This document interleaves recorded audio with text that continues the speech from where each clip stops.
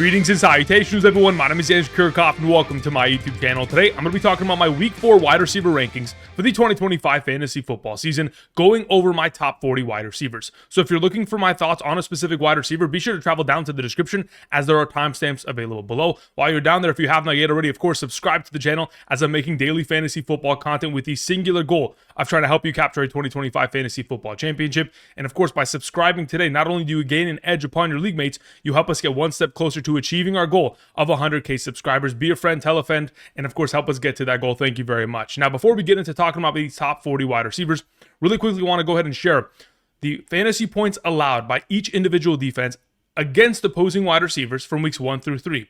We've isolated receiving statistics and found that the Dallas Cowboys, Chicago Bears, New York Giants, Jacksonville Jaguars, etc. are the most advantageous matchups at the position. So over the course of today's episode, I will reference back to these statistics. Again, the Dallas Cowboys, Chicago Bears dealing with a lot of injuries in their secondary, making them an advantageous matchup for players like Jakobi Meyers and, of course, Romeo Doubs. We'll reference back to these. I also wanted to go ahead and share some of the more difficult matchups at the wide receiver position, the Vikings, and, of course, DK Metcalf taking them on. We also have the Panthers, the 49ers, the Packers, Seahawks, etc. as some of the more difficult matchups at the wide receiver position. Now, with this all shared, let's go ahead and before we get into my top 40 wide receiver rankings, a quick reminder for those of you guys who want to potentially go ahead and get my rankings at a full capacity, both half and full PPR, including flex every single Sunday morning, be sure to travel down to the description and check out Betr. I'll be partnering with them for the entirety of the season, not only providing plays, but of course Sunday morning rankings. All you have to do is sign up using code EDGE today, make that first time deposit minimum of $10, and the final step being a $1 minimum real cash play in which you're picking more or less on 2-player statistics. Once you've completed all 3 of those steps, again, more information down in the description, you'll be eligible to get those rankings sent from my email directly to yours. Check out the map to the right side of the screen to determine your eligibility based on your current location, and new users who sign up today get a free $10 via Betr, so take advantage of the opportunity. Thank you very much. Okay, let's begin with my top 40 wide receivers. As you saw earlier, it is Puka Nacua sitting at the number 1. In my mind, of course, he is the number 1 wide receiver for the remainder of the season. He's currently on pace for 198 targets. As soon as the receiving touchdowns begin to roll in, the idea of him potentially capturing the Triple Crown is legitimately in talks. I mean, again, he's coming off of a week of 15 targets, 11 receptions, and 112 receiving yards, 17.3 fantasy points in a full PPR, that much more of a valuable piece. Of course, in this most recent weeks, he's been able to get himself a lot of utilization within the slot receiving role. The Colts, over the course of the last 2 weeks, against slot receiving options, have given up 15 targets, 12 catches, 101 against the Tennessee Titans, which is 16.1 fantasy points. And against the Denver Broncos, 12 targets, 8 catches, 74 and a touchdown, 17.4 fantasy points. Puka Nacua, an automatic start as we know, but has an advantageous matchup in a potential high-scoring event against the Colts defense. Number 2. We have Nico Collins, who is the thumbnail of today's episode, primarily because even though the Houston Texans have struggled thus far this season, Nico Collins is really just the only bright shining star of this offense. And as long as he continues to get the opportunities, because again, he's an incredibly talented player, as long as the opportunities continue to go in his direction, he will find success for fantasy purposes. Coming off of a week in which he had 11 targets, 8 grabs, 104, and a touchdown. This is 2 weekends in a row in which we've seen Nico Collins score a touchdown, which is incredibly positive. And now he has an opportunity of taking on a division rival in the AFC South with the Tennessee Titans secondary. They are the 5th best matchup at the position, allowing 30.77 fantasy points per game on average to opposing wide receivers. Wide receiver ones against the Tennessee Titans defense thus far this season. Courtland Sutton, 6 catches, 61 and a touchdown. Davante Adams, 6 for 106 and a touchdown. And Michael Pittman Jr., 6 for 73 and a touchdown. Nico Collins should follow suit and of course have himself 60+ yards, a touchdown in a big week here. Number 3, we have Jaxon Smith-Njigba, who has a short week game going up against the Arizona Cardinals. Now, in this most recent week, week 3, we all knew that Jaxon Smith-Njigba was dealing with a little bit of a flu game-like symptoms. His Jordan flu game was on par for what he has done all season long. He's balled out, going for 18.1 fantasy points, scoring his first touchdown of the season, all of it looking great. I mean, amongst all wide receivers thus far this season that have a minimum of 5 targets, he is number 1 in terms of yards per route run with 4.61 average, ahead of Puka Nacua at that. This week, they take on the Arizona Cardinals. Again, in week 3, Will Johnson, the primary number 1 cornerback of that secondary, missed. The expectation is that he's going to miss another consecutive game, which allows for Jaxon Smith-Njigba to be that much more valuable, taking on the 11th best matchup at the wide receiver position. On Betr right now, his current minimum receptions, I mean, we're taking more on that at 4.5 going into Thursday night's game. I'll go ahead and put together that play in tomorrow's episode when I talk about quarterbacks and tight ends. Number 4, to close out the S tier, we have Amon-Ra St. taking on the Cleveland Browns. Look, he's coming off of another great week. He found himself in the end zone in a very competitive matchup, and now has an opportunity of taking on the Browns secondary, who's playing about 42% of man coverage from weeks 1 through 3 of this season. And what we know about Amon-Ra St. Brown is that when you put him in man coverage, he is going to find success. Thus far this season, he's number 1 amongst all wide receivers in terms of receptions against man coverage. He's caught all 10 targets for 10 receptions, and he's been a dominant force within that category. So if they expect to man him up in the upcoming matchup, expect for Amon-Ra St. Brown and this Lions attack to be able to dog walk the Cleveland Browns. Again, that's what I'm expecting to see. I'm expecting a blowout in the favor of the Detroit Lions in the same way in which the Baltimore Ravens imposed their will offensively against this Cleveland Browns defense. Number 5, we have Malik Nabers to begin the A tier. I am hoping that Jackson Dart stepping into the QB1 role is going to allow for a consistent stream of targets, and that Nabers isn't going to disappear just like he did this most recent week against the Kansas City Chiefs. Now again, the Chiefs defense is very much so capable of making any wide receiver disappear. But going from 12 and 13 targets in weeks 1 and 2 with Russell Wilson to 7 only in week 3, while Russell Wilson is throwing targets out of the back of the end zone on 4th down. Again, I'm very glad that we're making the quarterback switch this early in the season, because I think it does elevate Malik Nabers and his potential, especially when you're taking on the Chargers secondary that has allowed the 6th most fantasy points per game on average to opposing wide receivers. Wide receivers against this secondary as of thus far this season: Sutton, 6 for 118 at the touchdown. Meyers, 6 for 68. Hollywood, 10 for 99. Nabers should be in a perfect position to succeed, and we're hoping for double-digit targets for the rest of the season. On number 6, we have Justin Jefferson, who in his first game with Carson Wentz under center, who will be taking the starting quarterback role for another consecutive week here as they take on the Pittsburgh Steelers. In this first game, again, a 35% target share is relatively strong. And I think going forward, as they continue to build their rapport, and of course Carson Wentz gets more QB1 reps at practice, it's only going to continue to expand the potential of Justin Jefferson. As of late, the Steelers secondary has been dealing with a lot of injuries. This does open up the opportunity for Justin Jefferson to impose his will. Recently, we've seen Garrett Wilson 7 for 95 and a touchdown, and Jaxon Smith-Njigba go for 8 for 103 against this Pittsburgh secondary. Therefore, we should anticipate Justin Jefferson to have a big week, even with the return of Jordan Addison off of the suspension. I think that could open up the offense even more and make them that much more of a threat, which of course gives more opportunities for someone like JJ. Number 7, we have Ja'Marr Chase. Look, this most recent week for the Cincinnati Bengals is a game that we want to bury and completely never look back to. But now you have an opportunity of taking on the Denver Broncos. It is a tough matchup. When you have to take on Patrick Surtain and this secondary, it is no joke. Even though last season in 2024, week 17 against the Denver Broncos, Ja'Marr Chase came away with 15 targets, 9 grabs, and 102 receiving yards for 14.7 half PPR fantasy points. That was with Joe Burrow. And now we have a completely different experience here with Jake Browning, who this week is going to get blitzed more than he has ever been blitzed in his entire career. If we thought last week was bad, I'm expecting again for this Broncos defense to bring pressure. Thus far this season, they have blitzed the 3rd most times amongst all teams, 36% of the time, and they have pressured the opposing quarterback 39.2% of the time, which is number 1 amongst all teams in the league. Again, if we're going to continue to get after the quarterback, it will make it that much more difficult to get the ball in the direction of his number 1 receiving option, who may see a lot of Patrick Surtain this week. We'll have to wait and see. Number 8, we have Drake London. Look, after this very underwhelming performance by the Falcons offense, they thought, okay, the way to kind of potentially shift the tides of our offense is firing the wide receivers coach. I don't see that being the answer to their problems. We have to get better play calling, and we have to get better play from the quarterback in order to get someone like Drake London in a position to succeed. Luckily, this week they do take on the Commanders, who are allowing nearly 30 fantasy points per game on average and a half PPR to opposing wide receivers. Again, the 8th best matchup, primarily because of the efforts of one Trey Tucker this most recent week. But why not Drake London? I mean, last season in week 17 against his secondary, 13 targets, 7 catches for 106. I'm expecting that kind of level of success for the remainder of the season, and I'm hoping for Michael Penix to truly get back on track and continue to look in the direction of Drake London 10 plus times per game. All right, let's go to our B tier, where we begin with Courtland Sutton, our number 9.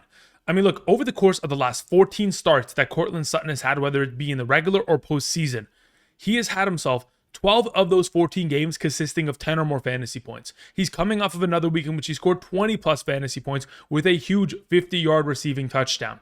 Now has an opportunity of taking on the Cincinnati Bengals. And like I mentioned moments ago, in regards to Ja'Marr Chase and the difficulty in which the offense is going to experience, considering the pressure of that Denver Broncos defense, there could be a lot of opportunities for the Broncos to get the ball in return, whether it's punts, whether it's turnovers, regardless of what it ends up being. And it could expose, Courtland Sutton to even more target opportunity. The Bengals are allowing nearly 26 fantasy points per game to opposing wide receivers. Outside of Courtland Sutton, Troy Franklin will get some utilization. Marvin Mims will see a couple deep shots per game, but Courtland Sutton clearing away the number one, and of course, always implicated to potentially scoring a touchdown every week. Number 10, we have Garrett Wilson. Now, regardless of who he is playing with at the quarterback position, whether it be Tyrod Taylor or Justin Fields, he's getting 8+ targets per game, and he's coming off of another big performance of 10 catches, 84 and a touchdown against the Tampa Bay Buccaneers. Now has an opportunity of taking on the Miami Dolphins. Again, very much so familiar in this interdivisional matchup against an AFC East opponent. Again, as of right now, the Miami Dolphins secondary has played relatively well, but that's primarily because of the fact that teams are just running the ball against them. And I expect the Jets to do much of the same, but when they need to go ahead and convert third downs, they'll continue to look in the direction of Garrett Wilson, who has played incredibly well thus far this season. Number 11, speaking of this Miami Dolphins matchup, we have Tyreek Hill, who with Tua, again, has been lackluster thus far this season. If Tua was to improve his accuracy, legitimately, I think Tyreek Hill could be a top 12 option every single week for the remainder of the season. Now, the reason why I have him in the top 12 conversation as of this week is because they're taking on the Jets, and we have seen, regardless of Sauce Gardner being available there, the Jets are still giving up the 13th most fantasy points per game to opposing wide receivers. And last season with Tua in week 14 against the secondary, Tyreek Hill went for 14 targets, 10 grabs, 115 and a touchdown, 23 fantasy points in a matchup against his secondary in a game in which Tua Tagovailoa was accurate, decisive, and continued to litter Tyreek Hill with targets. We're hoping for much of the same this week. Number 12, to close out the B tier, we have Davante Adams. Look, he is the most targeted wide receiver or most targeted player in the National Football League as of right now within the red zone. As long as he continues to get exposed to that kind of level of opportunity share, and touchdowns are going to continue to be a part of his overall scoreline, he is going to be fantasy relevant. I mean, he should have scored 2 receiving touchdowns in each of the last 2 games.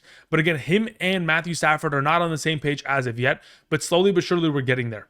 This week, this is expected to be one of the highest scoring games, taking on the Indianapolis Colts secondary. I'm expecting for this to be a shootout, and if we get into a situation in which the Colts take an early lead, it'll only help for Davante Adams to continue to get targets within the second half of this contest. Our number 13 is Emeka Egbuka, who, going into this week, the expectation is that Mike Evans is going to be missing due to injury. And if, in fact, Chris Godwin isn't ready to return, it would leave Emeka Egbuka as the clear and away number 1.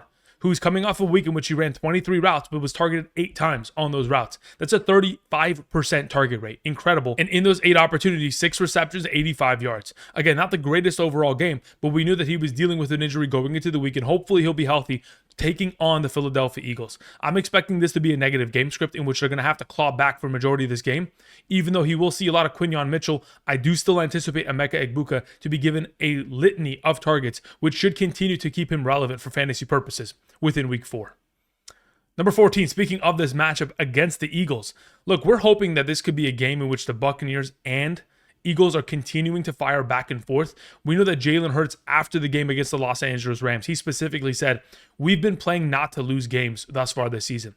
If they can switch their mentality and the offensive coordinator can dial up some passing plays early and often, this Eagles team is far too talented to be losing 26-7, in the beginning of the third quarter of these upcoming games. I know the Rams are a good team, but that was a one-sided affair. And luckily for our fantasy teams, Jalen Hurts, A.J. Brown, DeVonta Smith were able to pull out a great second-half performance, and hopefully they'll continue that momentum into week 4. Thus far this season, number 1 wide receivers against the Tampa Bay secondary. Nico Collins scored a touchdown, 52 yards. Garrett Wilson coming off of a week of 10 grabs for 84 and a touchdown. We're hoping for similar scoreline for someone like A.J. Brown this week. Romeo Doubs is our number 15. Again, the Bears' running game has been lackluster at very best thus far this season, and I'm expecting a pass-heavy script considering how well the Las Vegas Raiders' run-stop defense has presented thus far this season. So if, in fact, we're going to be in a situation in which Romeo Doubs is going to continue to see himself a greater share of opportunity within the target count, he's the number 1 receiving target in the red zone for the Bears' offense, all of that bodes well for his potential for success regardless of the matchup. Taking on the Raiders, again, they do primarily play about 90+% zone coverage. If that's going to continue to stay persistent, then Romeo Doubs' deep ball won't be as relevant. But of course, we know that Ben Johnson's going to put these receivers in positions to succeed. The 4 touchdowns that were scored this most recent week for the Chicago Bears, all those receivers were open, whether it was Luther Burden, DJ Moore, Romeo Doubs, or Cole Kmet. Ben Johnson's putting his receivers in positions to succeed, and Romeo Doubs will continue to succeed this week. Number 16, we have Ricky Pearsall. Look, with Jauan Jennings dealing with an injury and missing practice earlier today once again, it doesn't bode well for his potential this upcoming week. We don't even know who's playing quarterback this week, whether it be Brock Purdy or Mac Jones. Time will tell. But also, Ricky Pearsall didn't practice earlier today due to a knee injury. So we're keeping all things monitored as we progress. In the event in which Jauan Jennings is going to miss another consecutive game, of course, Ricky Pearsall continues to ball out. In games in which we have seen Jauan Jennings miss thus far this season, he's gone for over 100 receiving yards in both of those games.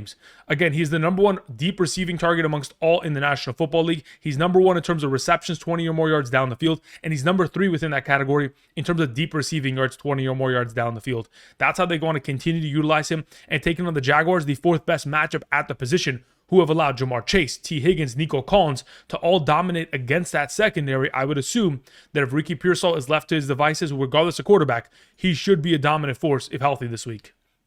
Number 17, we have Jakobi Meyers taking on the Chicago Bears. Again, we've mentioned this before. The Chicago Bears secondary has struggled mightily. They're the 2nd best matchup at the position, primarily because of the injuries they have had on their defensive side of the ball, especially in the secondary. Pickens, 5 for 68 and a touchdown. Amon-Ra went for 3 tutties and 100 yards. Justin Jefferson scored a touchdown on 4 receptions. Again, Jakobi Meyers should be able to get back to his normal form. This most recent week, he was a non-factor in comparison to Trey Tucker, but we're hoping we can get back into the target opportunity grace of 8 to 10, maybe 12 targets per week, like we saw in weeks 1 and 2. Hopefully, we'll be back in that direction this week in an advantageous matchup. Number 18, we have Zay Flowers. Taking on the Chiefs again is a difficult matchup. They can shut down any wide receiver they want. I mean, they did it this most recent week in which they made Malik Nabers disappear. And we're hoping that's not going to be the case for someone like Zay Flowers, who has found success against this Chiefs defense in the past. I mean, in the last 2 matchups against this defense, one of the games he went for over 100 yards, and the other 6 receptions on 10 targets, but only had himself 37 receiving yards. So we're hoping for the potential upside performance, especially considering this is expected to be the 2nd highest scoring game of the week with a 48.5 point total, only behind the Colts taking on the LA Rams. If this is expected to be a shootout, hopefully Zay Flowers can get back into his normal form from what he presented weeks 1 and 2 of 7 receptions per game. If he can get himself into that conversation, expect for even more upside and hopefully some red zone utilization. Number 19, we have Keenan Allen. I mean, look, as of right now, he's technically the number 1 receiver of this Los Angeles Chargers offense.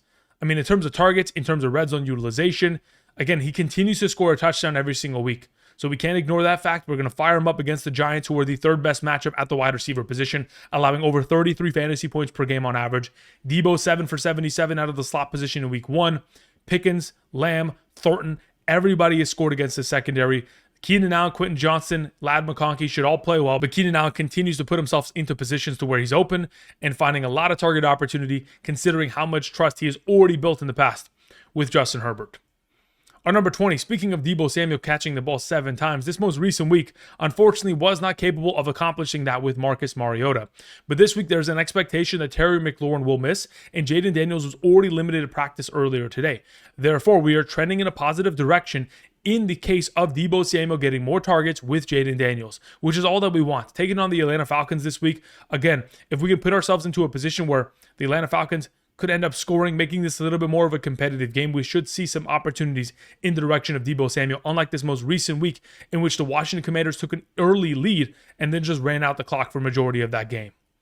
Number 21 to close out the D tier, we have Quentin Johnston. Again, he's playing far too well and he's getting far too much opportunity share for us to ignore him. Even in this most recent week, against a defense that runs a lot of man coverage, against the reigning defensive player of the year. Now this week, they take on the Giants, playing about 46% man coverage. Even in this most recent week, against man coverage, Quentin Johnston playing incredibly well. He's going to continue to get himself a lot of opportunity in a matchup in which, again, the Giants are giving up the 3rd most points to opposing wide receivers thus far this season. I mentioned it earlier with Keenan Allen. Deebo went for 7 for 77. Pickens, 5 for 68 and a touchdown. Lamb for 9 for 112. And Thornton this most recent week, 5 for 71 and a touchdown. I mean, there's so much opportunity share going the direction of Quentin Johnston. They're playing a lot of 3 wide receiver sets, and as long as that continues to be the case, he always has himself an opportunity for scoring a touchdown, but if not, still being fantasy relevant in terms of receptions and yardage.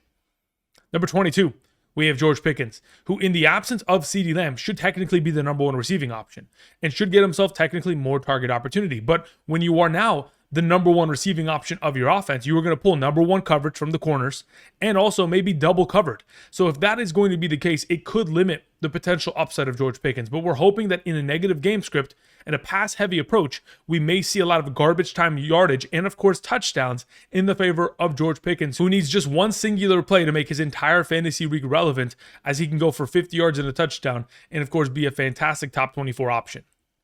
Number 23, we have Xavier Worthy. Now, we're still unsure as to whether or not his status is going to lead him into playing in this matchup against the Baltimore Ravens. Fingers crossed he does. Again, I've mentioned it over the course of the last couple weeks as we've speculated his return.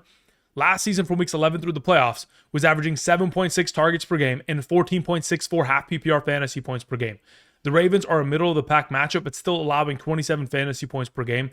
And considering how much Tyquan Thornton has feasted in the last 2 weeks, why not Xavier Worthy stepping back into this offense and clearly being the number one and the deep receiving threat of this offense that could immediately be a fantastic fantasy option in a top 24 capacity.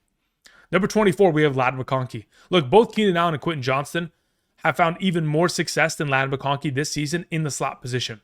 That, on top of the fact that, of course, both of them have gotten more targets, incredibly concerning. Therefore, I'm still expecting Ladd McConkey to get favor within this offense, considering how high-powered they are. But there's always a possibility that even though you were going up against the third best matchup at the wide receiver position, there may be just too many cooks in the kitchen. And if that's in fact going to be the case, there could be a possibility in which Ladd McConkey is limited and may not find as much success. Hopefully, of course, this offense will address his woes as of late. I mean, they're winning. So really, I don't think anybody's complaining except for us in the fantasy community. Hoping he's going to have himself a bounce back here and be top 24. Number 25, we have Tetairoa McMillan, who missed practice earlier today and is currently considered day-to-day with a calf injury.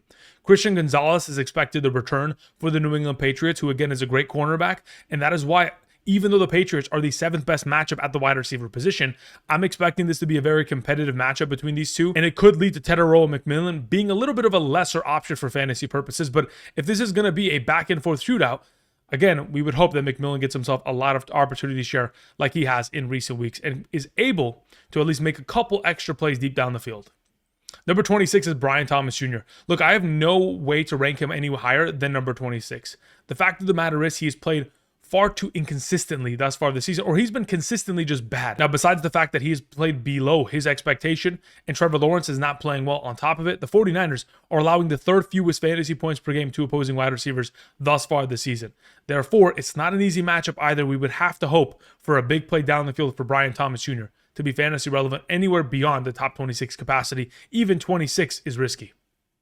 Number 27 is Chris Olave. Man, I mean, amongst all wide receivers in the National Football League right now, he is number one in terms of total targets with 37. He has 2 more targets over Puka Nacua. Again, that in itself is incredible, but with the opportunities he is getting, a lot of it is garbage time, and a lot of it, I mean, he's coming off a week in which he had 14 targets, sure, 10 receptions, incredible, but 57 receiving yards. He's pretty much catching the ball and getting immediately tackled. It is just a check down PPR machine, but we'll take it. Even though they are 16-point underdogs in comparison to the Buffalo Bills this week, that only applies more of a negative game script and more opportunity for Olave to be fantasy relevant for another consecutive game. Number 28 is Jaylen Waddle, who's coming off of back-to-back games with 6 targets, but also scoring receiving touchdowns, and now has an opportunity to impose his will, assuming Tua Tagovailoa and, of course, Tyreek Hill do their jobs against this New York Jets defense. Again, last season in Week 14 against the Jets, we saw Jaylen Waddle, 12 targets, 9 catches, 99. We're hoping for more of that overall potential for upside, especially considering number 2 wide receivers against this Jets defense as of late. We have seen Egbuka 6 for 85 and Calvin Austin 4 for 70 and a touchdown. We're hoping for much of the same in regards to the potential of Jaylen Waddle getting an expanded role of targets and, of course, maybe even getting himself back into the end zone this week. Number 29 is Michael Pittman Jr. Look, we know that there's a little bit of a concussion protocol situation going on with Alec Pierce that could open up more opportunity in the direction of Michael Pittman Jr., but likely it won't. Thus far this season, he's been able to garner 22% of the target share within this offense, and they have sat in positive game scripts every single week. If the Rams could somehow, some way, provide an early lead for themselves and force Daniel Jones to throw the ball even more in the second half, I think that would only allow for even more upside for Michael Pittman Jr. As we most recently saw, A.J. Brown and DeVonta Smith both dominate in the second half of that game against the LA Rams secondary, who are giving up the 10th most fantasy points per game to opposing wide receivers thus far this season. Fingers crossed that, of course, the Rams take an early lead and force Michael Pittman Jr. to increase his overall opportunity share. Number 30 is DK Metcalf. taking on the Minnesota Vikings. Look, thus far this season, he's scoring either 9 or 10 half PPR fantasy points per week. Having scored touchdowns in each of the last 2 games has certainly saved him, but now has the most difficult matchup at the wide receiver position, taking on the Vikings. The last time Aaron Rodgers took on the Vikings was last season overseas, in the same way in which we will have an overseas game this weekend. There's going to be an expectation that, of course, Aaron Rodgers may look in the direction of DK Metcalf even more as a security blanket, because last time against this Vikings defense, he targeted Garrett Wilson 23 times because he had to. He was getting blitzed out of his mind, he was getting hit, and he had to continue to look to his number 1 option. We're hoping for DK Metcalf to be that for this offense. Number 31 is T. Higgins, who has a tough matchup against the Broncos. Like I mentioned earlier with Jamar Chase, Browning is going to get blitzed for the entirety of this game. Thus far this season, the Broncos have blitzed the 3rd most times amongst all teams, 36% rate, and they have pressured opposing quarterbacks 39.2% of the time, which is number 1 amongst all teams. Even though T. Higgins last season, week 17, with Joe Burrow against the Denver Broncos, had 11 receptions for 131 and 3 touchdowns, and won me a fantasy football championship across the board. Even though that was the case, this is a different situation with Jake Browning under center now. Number 32, we have Jameson Williams. Look, he's taking on the Browns, who play about 42% man coverage this season thus far. It only takes one singular play for Jameson Williams to make his entire fantasy week relevant, and we're hoping for that to be the case, as he truly does have himself opportunities here and there. But in this most recent game against the Baltimore Ravens, the plan of action for the Lions was to run the ball down their throat, and they were so successful in doing so, there wasn't really much of a need for Sam Laporta or Jameson Williams to get into the mix. Now, if in fact the Cleveland Browns defense is as elite as they have presented in the most recent weeks' performances, and they're going to give the Lions struggles, of course, Jameson Williams would find himself even more upside with the opportunity share that would be given to him on 2nd and 3rd and long situations. Number 33 is DeVonta Smith. Again, like I mentioned earlier with A.J. Brown, in the post-game press conference that Jalen Hurts had, he specifically did say that we've been playing games to try not to lose, not to try to win. And hopefully they're going to address that, and they're going to throw the ball early and often. Because with 14 minutes left in the 3rd quarter, being down 26-7, you would hope that it doesn't require that kind of a position to have to throw the ball successfully. Because from that point on, we saw DeVonta Smith, 7 targets, 6 catches, 44, and a touchdown in the second half. I would hope that we can accomplish that in the first half and not have to run the ball every single time out. Again, if the offense gets back to being, a normal Philadelphia Eagles attack and a balanced approach, of course, both of these receiving options will be relevant regardless of matchup, especially considering now that they're taking on Tampa Bay. Again, this could be a one-sided affair, and hopefully we'll see enough target opportunity for both Smith and A.J. Brown to be relevant. Number 34 is Marvin Harrison Jr. Look, he dropped the touchdown, cleared away wide open in the end zone, obviously left his feet, but came down and the ball ricocheted out of his hands.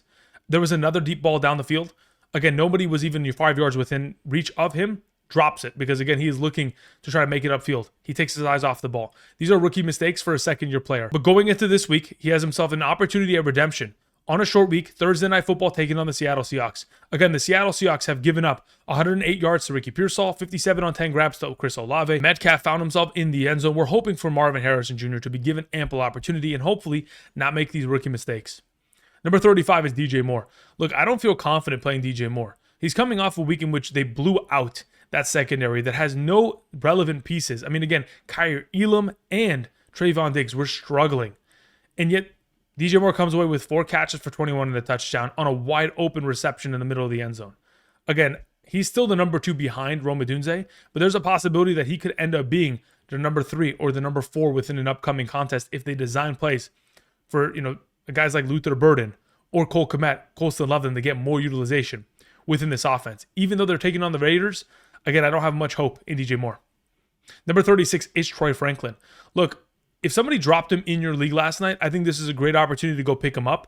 Again, he is the clear and away number 2 receiving option and number 2, wide receiver of this offense, having played 80% of the snaps each of the last 2 weeks. I understand in this most recent week against the Chargers, he had a couple drop passes, wasn't looking great, but as an opportunity this week, it has taken on the Cincinnati Bengals, where this could be a one-sided affair in which very easily the Denver Broncos put up 35 plus points on this defense because of the offensive struggles that continue to grant this Denver Broncos offense opportunities. Number 37 is Khalil Shakir. He's clearing away still the number 1 receiving option of this offense in terms of the wide receiver conversation. And in the last 6 games, whether it be regular or postseason, averaging about 5.83 targets per game and 8.33 fantasy points per game and a half PPR. Now, again, I think you can justify starting him in a top 40 capacity. My only concern is when the Bills get into contests like this where they're taking on a lesser team and they blow them out, there isn't very much opportunity share for everyone. Just like in week 2 against the Jets, they blew out that defense, and eventually Khalil Shakir didn't get any utilization because they didn't have to target him within the game, which they're already up 20 points. That's my only concern. Despite the fact that the Saints have allowed the 12th most points to opposing wide receivers, it doesn't bode well, and I don't feel as confident starting guys like Khalil Shakir or Keon Coleman at a blind rate. Number 38, we have Romeo Doubs taking on the Dallas Cowboys. I mentioned it moments ago. Deron Bland dealing with injury. Diggs and Elam have struggled mightily. Amongst the 17 cornerbacks this season that have given up the most receiving yards to opposing receiving options, Diggs and Elam are 2 of those 17 cornerbacks. They have gotten torched as of late, both giving up over 139 receiving yards in coverage this season. And Romeo Doubs has an opportunity as the number 1 of this offense to dominate against the number 1 matchup at the wide receiver position. Last time out against the Dallas Cowboys, during the 2023-2024 season, Romeo Doubs went for 6 receptions, 151 and a touchdown in a 48-32 victory against the Dallas Cowboys. Number 39, we have Jordan Addison coming off of suspension. Again, last season in the games in which he was healthy, from weeks 4 through 18, averaged 6.8 targets and 12.57 fantasy points per game and a half PPR. Now that you return to an offense that, again, is going to potentially get the number 2 receiving option, and of course, when we have Justin Jefferson on the opposite side of the field pulling coverage, when you have the running game and Jordan Mason being incredibly abusive, it's only going to open up more play action opportunities for Jordan Addison to immediately step in and be relevant. The Pittsburgh Steelers, dealing with a lot of injuries in their secondary, could open up opportunities for him within this contest. The final wide receiver I wanted to mention before we close out today's video is Darnell Mooney. Again, like I mentioned earlier, the Falcons fired their wide receivers coach, and Darnell Mooney's coming off of a game of 11 targets. Hopefully, this is going to be a game against the Washington Commanders in which they take a negative game script and, of course, have to throw the ball a bunch. If, in fact, that is going to be the case, again, the Commanders have given up the 8th most points to opposing wide receivers. This most recent week, Trey Tucker going off. So if there's a possibility in which Darnell Mooney can get himself a greater opportunity share with accurate passes, of course, he'll be in a position to succeed. All right, that's going to cover it in regards to my top 40 wide receivers for week 4 of the 2025 fantasy football season. The final thing I wanted to share with you guys is if you guys want my top 80 wide receiver rankings, top 60 running backs, top 32 quarterbacks, top 25 tight ends every single week, half PPR, full PPR, top 120 flex. If you guys are looking for those rankings, be sure to check out Patreon. I post them every Thursday and Sunday. Additionally, you can ask any and all fantasy football related questions. You have a trade question, waiver wire question, starter sit question, shoot me over a message. And of course, you'll also get access to the exclusive Patreon only Discord server. So if this is something that interests you, of course, you can find the link down in the description, or of course, check out Betr for those rankings. That's going to cover it. I'll be back later tonight live streaming on the channel. And until next time, I'll see you guys. Peace.